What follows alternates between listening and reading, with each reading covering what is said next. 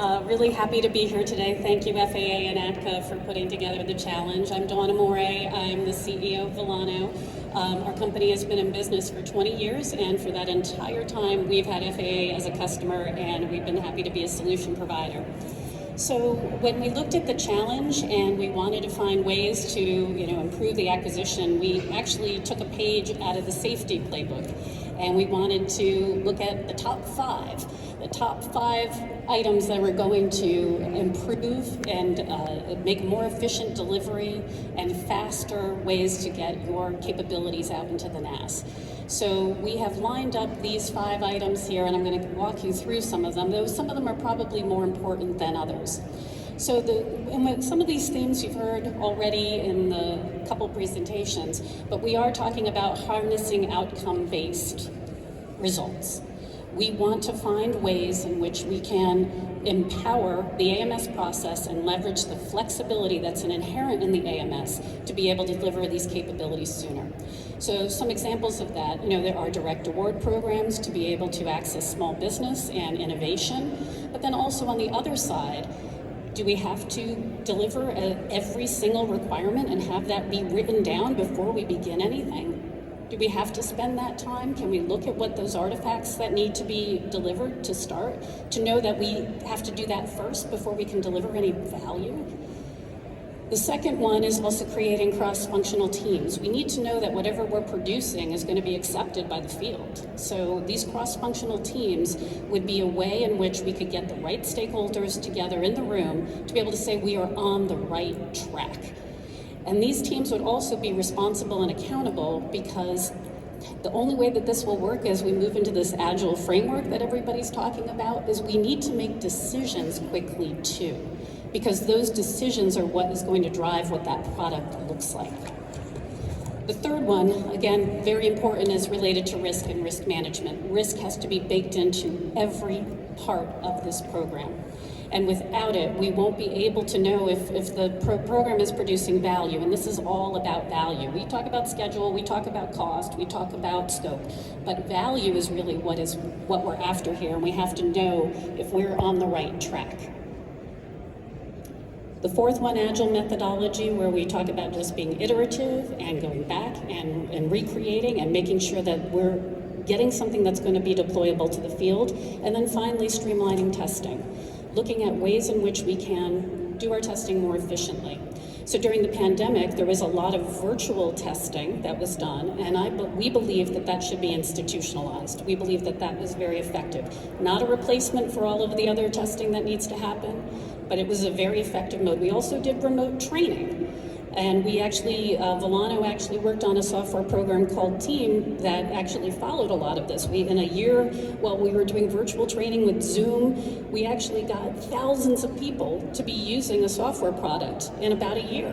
So we went from about 2,000 people to 14,000 air traffic controllers. So this is a success story showing that we had our cross-functional team making decisions and getting to the end point.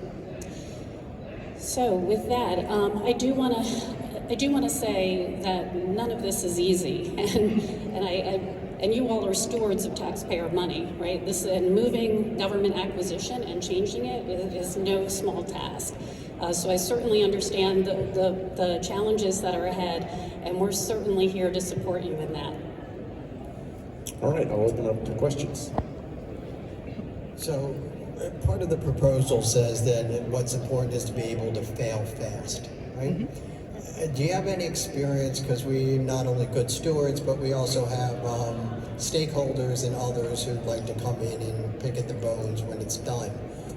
Do you have examples where it failed fast by our appropriators and others, where they said, good job, you failed fast?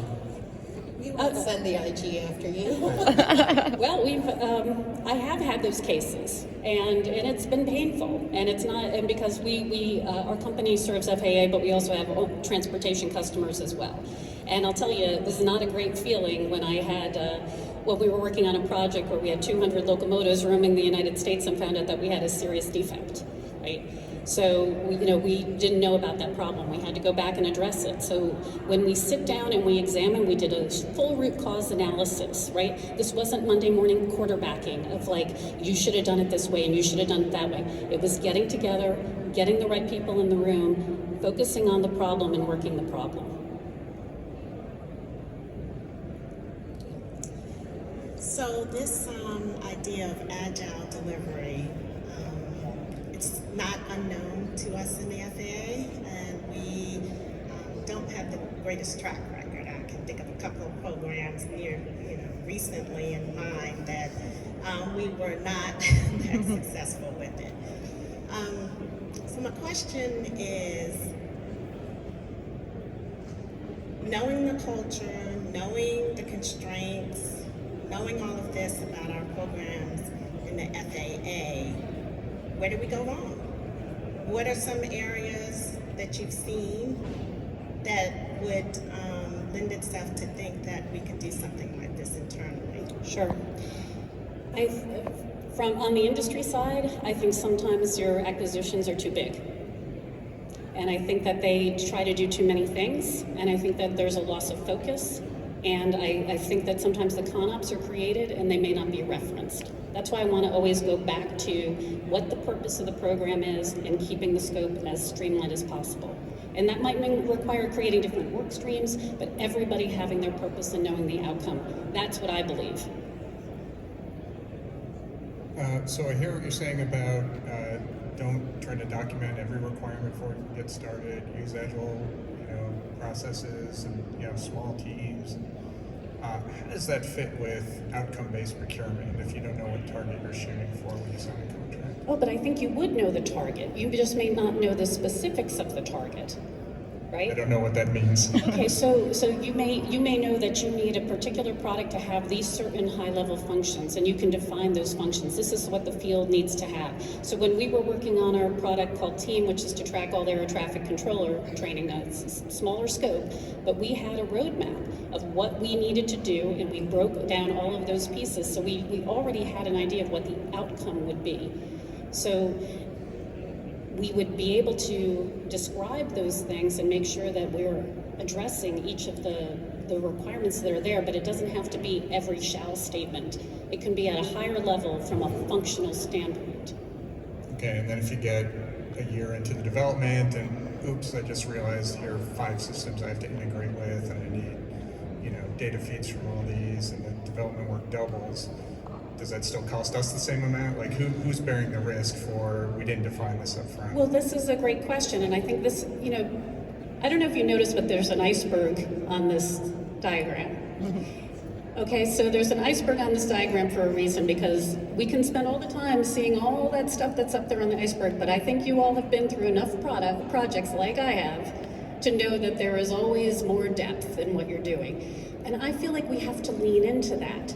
We have to expect that we don't know what we don't know. And that once we dig in and we start working through things, we start coordinating and having these cross-functional teams, we're gonna start getting into this crosswise section here. So that's where I think the value is going to be. So, well, first of all, cross-functional teams is very much like IPT. There it is an IPT. Data about that, IPTs versus CFTs. Yes, but when I think of these, these top five, I think of what are things we don't do today, and one that I do think we do, it depends on the program and the program manager, is risk. So what today are you seeing that we're not doing that you think we need to be more focused as we look at risk and working through programs? Well, I think risk management sometimes can be relegated to the thing that I have to produce every month. Let me update my risk log every month.